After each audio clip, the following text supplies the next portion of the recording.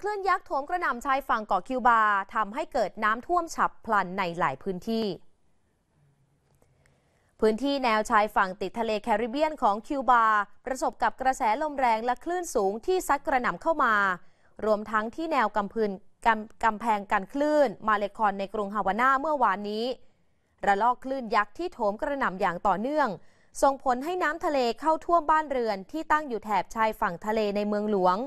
โดยมีความเร็วถึง60กิโลเมตรต่อชั่วโมงอย่างไรก็ตามทางการไม่มีการสั่งอพยพประชาชนและนักท่องเที่ยวแต่อย่างใดสำนักอุตุนิยมวิทยาแห่งชาติคิวบาระบุว่าคลื่นสูงและลมแรงเคลื่อนตัวมาจากรัฐเซาท์แคโรไลนาของสหรัฐและกำลังเผชิญกับพายุฝนและพายุทอร์นาโดในภูมิภาคทางตอนใต้ของประเทศ